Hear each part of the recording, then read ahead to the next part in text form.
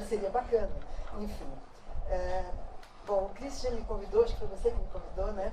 E eu disse, eu nunca li nada teórico sobre o que é neoliberalismo e não vou ler nesses dias de você fica agitando, escrevendo coisa, atendendo paciente, indo para ato público, etc. Né?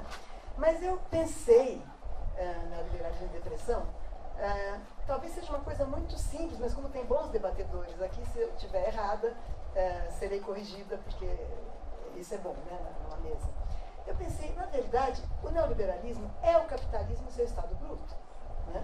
Quer dizer, na verdade, o capitalismo nasceu como neoliberalismo, nasceu como cada um por si, nasceu com o self-made man se virando com o seu... Foi a classe operária que civilizou o capitalismo. Foi a classe operária, foram as lutas operárias que transformaram o capitalismo em alguma coisa um pouquinho menos ruim do que o neoliberalismo. Né? Com garantias de direitos, com amparo ao trabalhador, com uma série de atenuantes da exploração, não são medidas que eliminam a exploração, evidentemente, mas uma série de atenuantes da exploração que, humanizar é uma palavra meio ruim, porque tudo é humano, assassinato é humano, mas enfim, que distribui um pouquinho mais, ligeiramente, o excedente que o capitalismo permite acumular para o capitalista. Né? Então, o neoliberalismo simplesmente é como se fosse assim, a vida nua do capitalismo. Né? O capitalismo na sua forma bruta e originária, sem adornos, sem atenuantes, sem possibilidade de diminuir um pouquinho a desigualdade, etc. E eu tomei, então, para refletir sobre isso, sobre a relação que isso pode ter com depressão, alguns textos do Walter Benjamin, que tem sido, de um tempo para cá, o filósofo que eu gosto de ler. Vocês sabem que eu não gosto muito de ler filosofia. Eu detesto categorias, assim, aquelas muito gravadas em mármore. Mas o Walter Benjamin ele é muito confuso, então é ótimo, porque você tem que pensar junto com ele. É verdade, né? Quem leu não tem um sistema, você não consegue seguir os textos dele. Ele escreve uma coisa aqui, 2 anos depois escreve uma outra sobre outro tema. Enfim, é uma espécie de um day tripper, assim, um livre associador permanente. E muito inteligente, muito culto e de esquerda. Então tudo isso torna o pensamento dele importante para nós.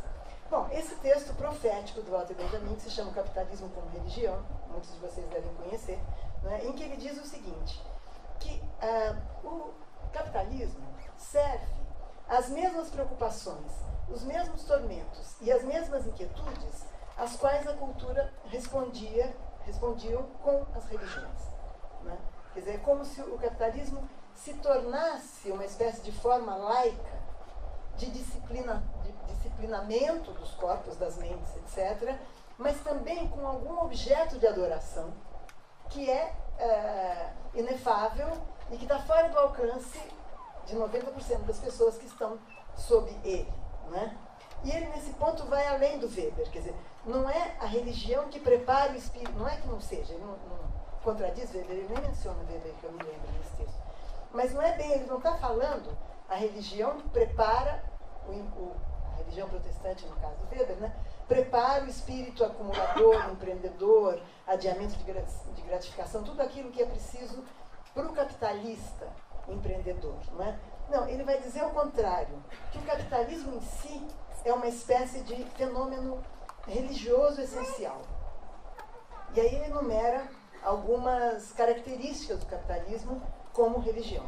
Primeiro, interessante, seria um culto sem dogma, diz ele. O que vai um pouco além da religião que nós estamos acostumados, que pelo menos ela ganha uma certa consistência com todo o imaginário a respeito do sagrado. Né? Um culto sem dogma, de modo que é como se o utilitarismo ganhasse uma coloração religiosa. A virtude é o pragmatismo, o utilitarismo, é você saber aproveitar o momento, saber aproveitar do outro, saber explorar, saber passar a perna no seu concorrente, etc. Isso é que se torna uma atitude moralmente valorosa. Não é?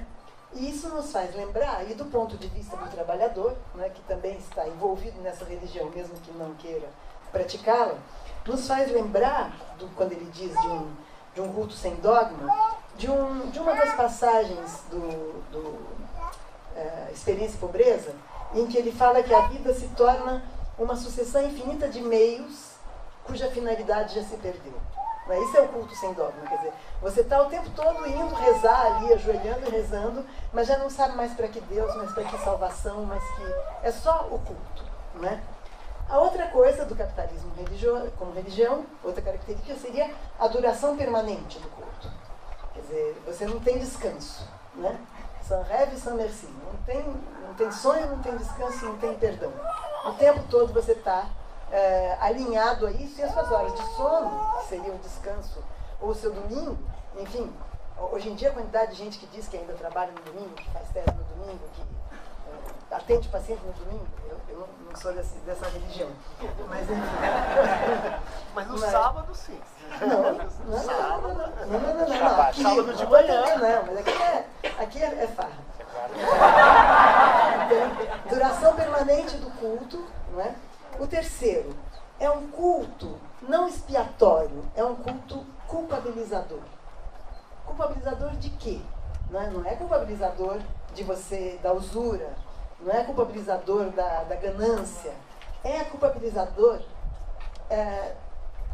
de tudo aquilo que não faz parte do empreendedorismo. O ócio é pecaminoso, a fantasia, o devaneio, tudo aquilo que preenche o imaginário, aí vamos nos aproximando da questão das depressões, tudo aquilo que produz um certo sentido transcendente à vida, e aqui transcendente não diz respeito necessariamente a religioso, diz respeito a formações imaginárias que sustentem o desejo, tudo aquilo, para maior eficiência desse sistema, tem que ser banido ou recalcado ou desvalorizado, principalmente, não é? O empreendedor não perde tempo com essas coisas. Isso é muito importante. Não perde tempo com essas coisas e nunca tem tempo.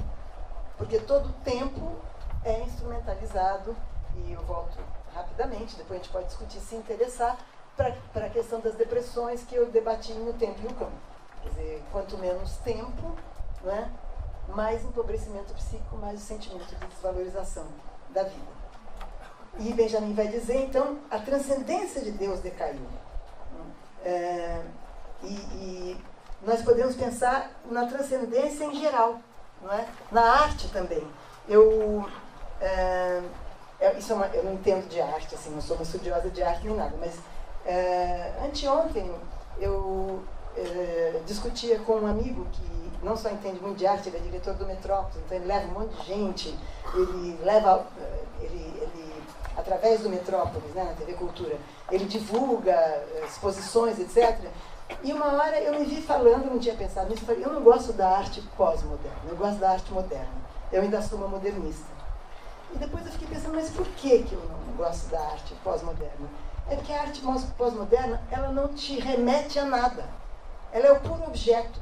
Ela é o puro... Ele estava falando de um artista que eu nem sei quem é, que pendura uns barcos no teto, que é maravilhoso. Eu falei, tá, mas além da performance de que conseguiu pendurar o barco no teto, não é? Aqui em outro lugar isso nos conduz, porque a arte é uma festa, não é?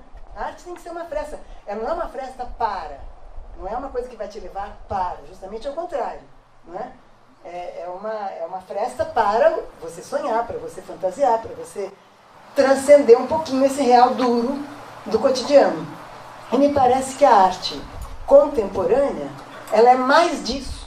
Tudo bem, você pode dizer, ela denuncia, mas se você denuncia sem fresta, é mais disso, né? O efeito, o bruto, o impacto, holy shit, né? Isso seria um pouco o efeito da arte contemporânea, mas evidentemente isso é uma outra discussão, não me sinto capacitada, foi só uma associação agora em relação à intranscendência da pós-modernidade, digamos assim, né? E, enfim, o Benjamin vai dizer também que a teoria freudiana, ela pode ser pensada, isso é a discutir, não é? De uma forma capitalista. Ela não é uma teoria pró-capitalista. Mas a frase do Benjamin é o seguinte, ele é muito livre associativo, né? O Benjamin era um viajandão, vocês sabem disso, e isso faz a filosofia dele não se esgotar nunca. Porque você vai naquelas viagens dele e usa para pensar, não é que você estuda o Benjamin para pensar como ele. Você usa Benjamin para pensar. E ele diz, então, o recalcado, em Freud, é o capital que remunera o inferno do inconsciente. Bom, isso aqui eu vou largar para vocês, porque para mim é muito enigmático. Aí é viagem mesmo, mas deixa aí. E, por fim, nesse texto ainda, a última coisa que eu acho muito importante é que ele vai dizer: as preocupações são uma doença do espírito adaptado à época capitalista. Isso acho que qualquer um de nós reconhece, não é? As preocupações não são as preocupações no sentido, digamos, de um homem medieval preocupado se ele, com a morte, ou com o pecado, ou com o mistério da existência, ou de um religioso pensando sobre o reino dos céus, ou sobre os desígnios de Deus. As preocupações são assim: eu tenho que fazer isso, tenho que fazer aquilo, será que eu vou conseguir? Isso são as preocupações, né? Não são os devaneios, as reflexões, as angústias existenciais, não. São as preocupações da agenda, né? Se eu vou conseguir, isso é a preocupação, né? Então são uma doença, sim, do espírito apta à época do capitalismo, que o neoliberalismo evidentemente agravou. Porque tudo aquilo que Benjamin fala sobre o capitalismo, né? E ele está falando num capitalismo no século XX, em que direitos já tinham sido conquistados, o neoliberalismo agravou porque a precarização do trabalho, quer dizer, o cada um por si, no aspecto das preocupações, significa que o trabalhador tem que se garantir a cada dia. E o que é pior, ele tem que se garantir a cada dia, não no laço com os seus companheiros, que ainda é o modelo que trouxe para o Brasil, inclusive, esses últimos 20 anos, 16 anos, né?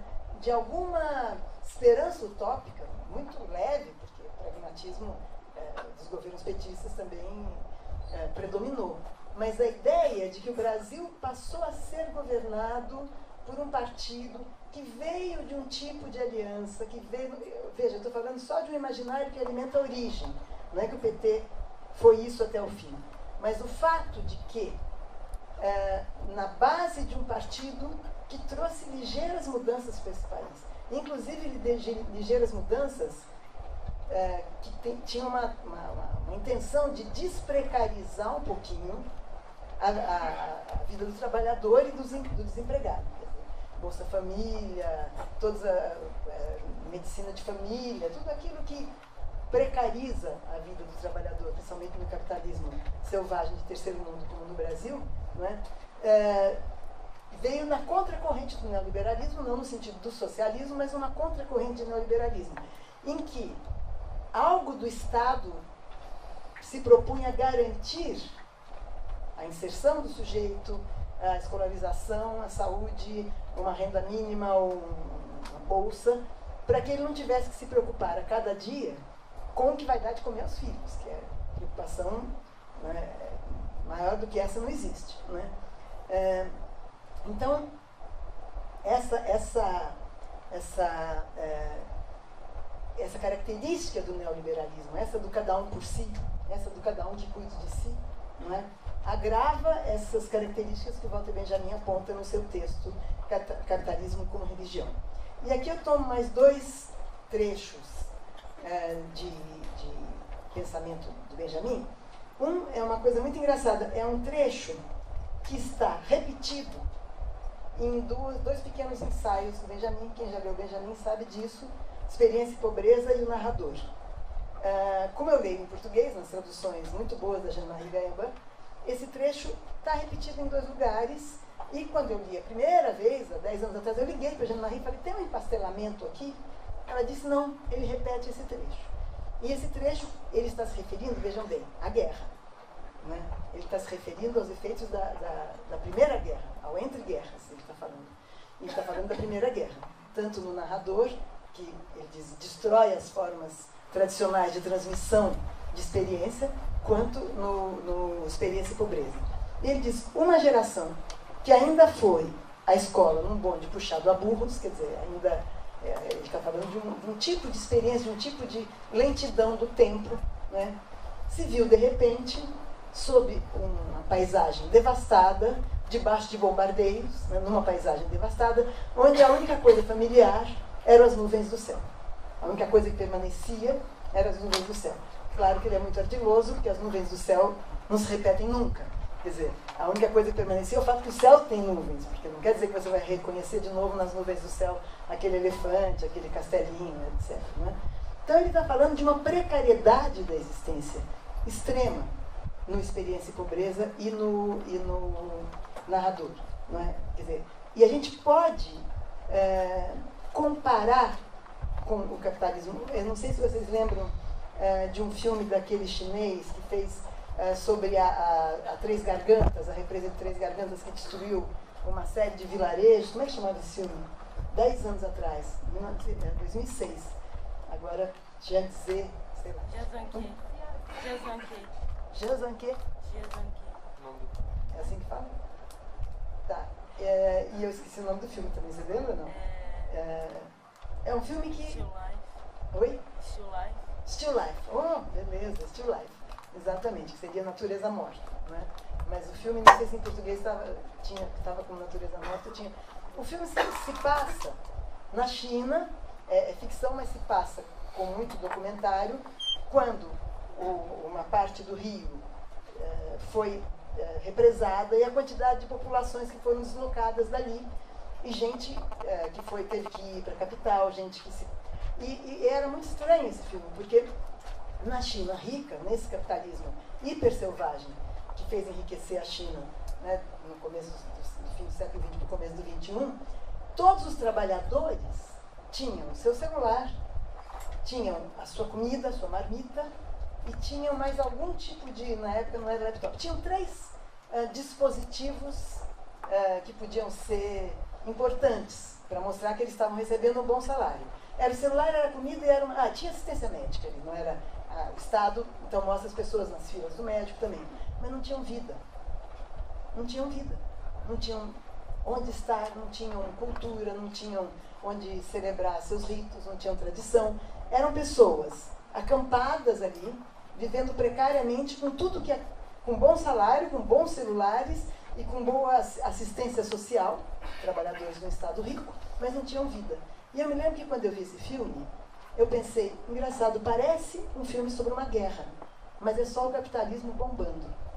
Então é disso que a gente está falando, não é? Do neoliberalismo. É disso que a gente está falando quando a gente pensa nos índios que vão ser expulsos, ou já estão sendo expulsos ali do Rio Madeira, para as obras de Santo Antônio Giral. Não é? Que os governos petistas também têm que fazer, que eles também têm que alimentar, não é? A boca insaciável das empreiteiras. Então é disso que a gente fala quando a gente vê a inundação do São Francisco para fazer a represa que foi feita ali. Não é? Aliás, tem um filme maravilhoso sobre isso, de uma pernambucana, que ela faz o filme inteirinho, ela levou, é um curta-metragem, daqui a pouco eu vou lembrar o nome. Essa pernambucana, Isabela Cribari, eu lembrei do chinês, agora eu lembrei desse para falar da precarização.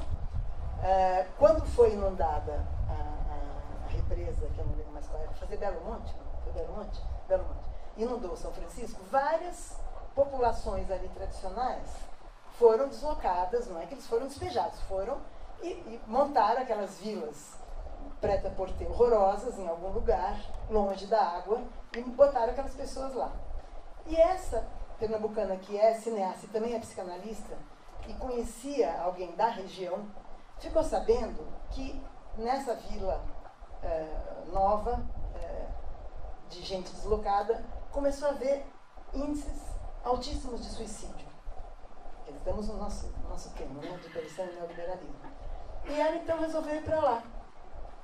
E ela percebeu que as pessoas não sabiam por que elas não queriam mais viver. Elas só não queriam mais viver.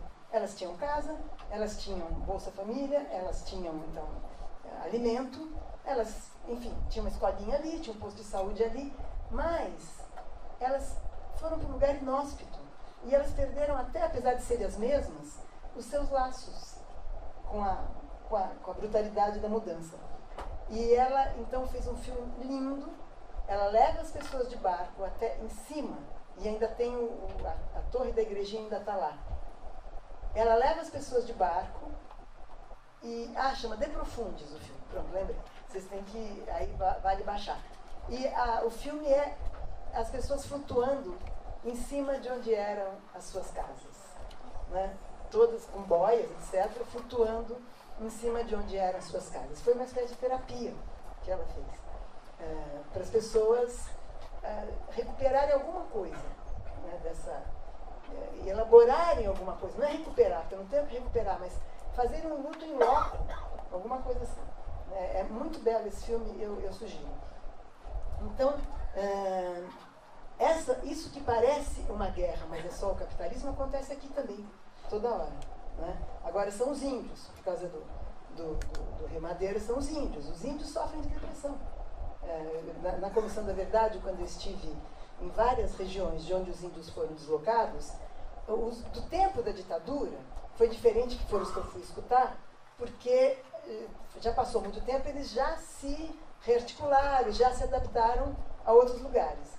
Mas os que estão melhores, por exemplo, que são os Oemiri e Atruari, lá em Roraima, são os índios que lutaram, se defenderam e, através de um ex-agente da FUNAI, que virou uma espécie de Fidel Castro dos índios, ele mantém aquilo ali com muito autoritarismo até, mas ele conquistou um pedaço enorme de terra e demarcou uma região enorme para os Oemiri e Atruari, que mantém as suas aldeias, que mantém as suas tradições e que tem celular e que tem antena para pegar rádio. Quer dizer, é muito interessante, mas eles, entre a tradição e a ruptura, eles escolhem onde eles querem ficar.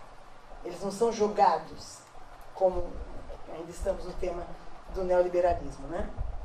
Enfim, e para voltar para o Walter Benjamin, quando ele então está dizendo essa geração que foi numa escola, que ainda numa charrete puxada por burros, etc., se viu debaixo de bombardeios, então ele usa a metáfora da guerra, mas depois, no Experiência e Pobreza, ainda falando da violência da vida sob o capitalismo, ele vai dizer: e aos olhos das pessoas preocupadas, voltamos ao tema da preocupação, com as infinitas ocupações da vida cotidiana, os dias se perfilam como uma sequência de meios cuja finalidade já se perdeu há muito tempo.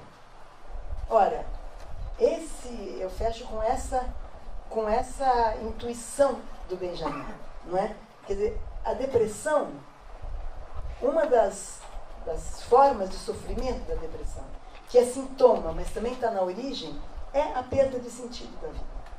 Não é? Ela é um sintoma, o depressivo sente que a vida não tem sentido, mas não é que ele sente que a vida não tem sentido porque ele está fantasiando, é porque ele perdeu um elo de sentido. E se a gente pensar na depressão não como um sintoma individual, porque daí na clínica você vai encontrar diferentes razões para aquela pessoa ter perdido o elo de sentido. Mas se a gente pensar na depressão como um fenômeno coletivo, né, essa perda de elo de sentido, ela faz sentido, quer dizer, para nós, teoricamente, não é? Porque as pessoas infinitamente preocupadas com as ocupações da vida cotidiana e os dias que se perfilam com uma série de meios cuja finalidade já se perdeu, isso é o vazio cheio, né? É o vazio cheio de ação. E se nós pensarmos nos nossos dias, muitas vezes eles são assim. Não é? Eu tenho que sair para fazer isso, e isso eu tenho que fazer para conseguir aquilo, e depois aquilo eu tenho que fazer para chegar lá, e depois eu tenho que fazer para acabar, esgotar essa parte da agenda, para começar outra. Acho que ser psicanalista nesse ponto é uma sorte, vou chamar de uma sorte, porque foi uma escolha, mas foi uma escolha lá atrás, 30 anos atrás. É uma sorte porque não perde o sentido essa atividade. Eu acho que quem está aqui e que provavelmente vai escolher profissões ligadas à transmissão, ao pensamento, à política, etc., não está condenado a esse vazio que o Benjamin descreve, mas esse é o vazio de sentido que vivem as pessoas nas suas vidas de escritório, nas suas vidas de balcão, nas suas vidas de bolsa de valores. Quer dizer, a depressão e o vazio de sentido, a pobreza do imaginário. A pobreza do imaginário. Né? Porque o imaginário a psicanálise lacaniana despreza um pouco o imaginário, e quando eu escrevi O Tempo Cão, eu tentei resgatar o valor do imaginário. Porque a fantasia sustenta o desejo.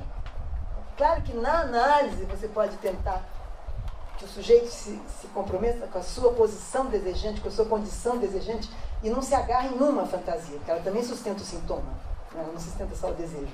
Mas o sujeito esvaziado de fantasia está deprimido. E o pior, no Brasil, quem é que faz suplência para a nossa pobreza de imaginário, vocês sabem, a televisão. A televisão, e se a gente pensar nas telenovelas, que eu não acompanho mais, mas que nos anos 70, o meu primeiro trabalho um pouco mais acadêmico, que ia ser uma tese, no fim, eu não defendi por motivos de vida pessoal, tive filho e tudo, mas o meu primeiro trabalho foi sobre as telenovelas da Globo e seu trabalho de suplência de laço social durante a ditadura. E ela continua fazendo esse trabalho até hoje. Eu pretendo tentar reeditar, é um trabalho, como pesquisa é um trabalho precário, mas tem algumas ideias ali que, para quem se interessa no assunto, pelo assunto, pode levar adiante. Né?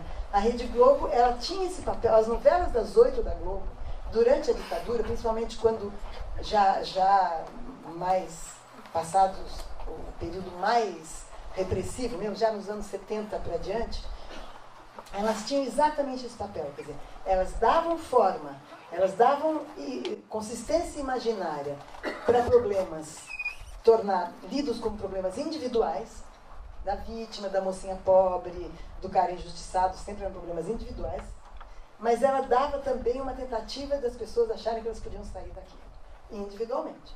Só que o social estava tematizado ali de uma maneira subreptícia, quer dizer, põe um tampão aí, não é? Cria uma consistência imaginária e escamoteia a questão coletiva, social, que estava em jogo naquele momento. Né? Então a televisão é que faz tampão para esse empobrecimento do imaginário, que é o empobrecimento da transmissão de experiência, né? Das narrativas. Então, para terminar, isso me ocorreu também agora, esse momento, hoje, em que essa geração de vocês está indo para a rua, não é? Como nós também, mas eu digo, vocês são o número maior de gente, para tentar defender um projeto, por mais que tenhamos críticas a Dilma, etc., mas para tentar que não seja a volta nua e crua do neoliberalismo para o Brasil, né? É muito interessante pensar que essa geração dispõe de uma narrativa da minha geração. Não para repetir, não são iguais, mas tem uma filiação, tem uma tradição que alia e alinha a ação política de vocês à ação política de 30 anos atrás. E só para terminar uma coisa anedótica, né? Recentemente estava contando com o Vladimir no carro. Eu fui a um ato, eu estava no Rio, para outras coisas, e no dia do ato do Rio de Janeiro, 13 de janeiro, não, de março, 18 de março. Eu estava no Rio e o pessoal que estava comigo estava indo ao ato, eu estava de camiseta vermelha e fui para o ato de camiseta vermelha. Foi lindo o ato, maravilhoso, e tem aquela coisa da minha geração, quer dizer, parece no tempo que a gente fazia outros atos, só que eram atos para derrubar a ditadura. Quando eu me cansei, eu desencontrei das pessoas e eu fui sozinha para o metrô, para tomar o metrô no Odeon, não aconteceu nada. Se fosse em São Paulo, talvez fosse mais perigoso. Não, passei por um monte de gente, tudo, mas não aconteceu nada. Sentei no metrô e sentou um senhor do meu lado, olhou e disse: eu fico nostálgico, isso me faz pensar do meu tempo. Eu falei: quando foi o seu tempo? Que idade você tem? Eu falei: eu tenho 60 e tal. Eu falei: eu também. Né? Ele disse: pois é, naquele tempo que a gente ia para a rua. Então vejam que coisa curiosa. Quer dizer, ele estava na sua narrativa, que também é minha, não é? De um tempo em que havia uma euforia em ir para a rua, em que havia uma alegria em ir para a rua, em que o Chico cantava Vai Passar e ele estava proibido de cantar, e ele dava o primeiro acorde no show e a massa cantava inteira para ele, ele ficava quieto só tocando violão, né? Porque ele não podia cantar a letra, mas a gente podia. Então, esse era um tempo de euforia. E eu falei para esse senhor: mas veja, naquele tempo a gente estava derrubando uma ditadura, hoje a gente está tentando evitar que venha um golpe. Né?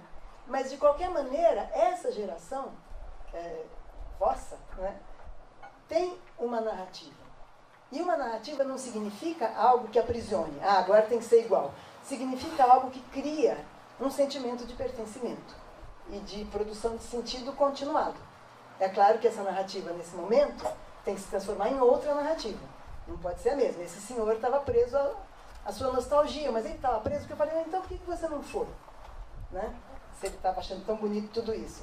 Se ele não foi, ele ficou preso ao passado. Ele estava rememorando nostalgicamente como era bonita a minha juventude, né? Enfim, agora me perdi um pouco, mas acho que é isso. Vamos para o debate. Obrigada.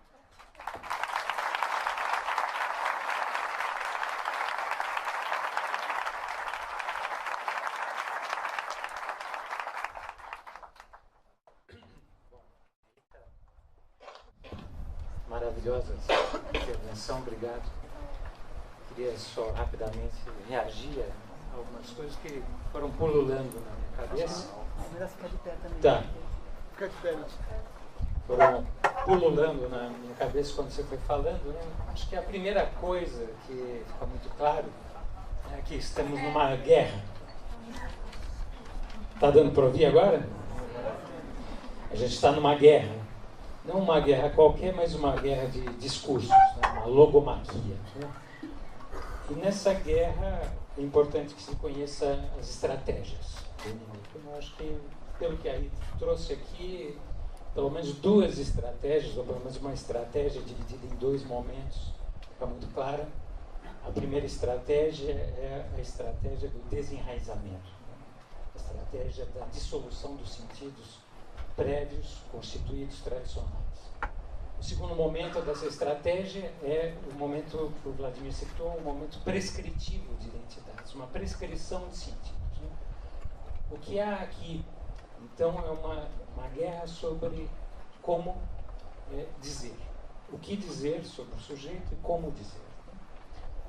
Diante dessa pressa da nomeação, como é o caso da nomeação do DSM, toda essa série dessa racionalidade diagnóstica classificatória, né?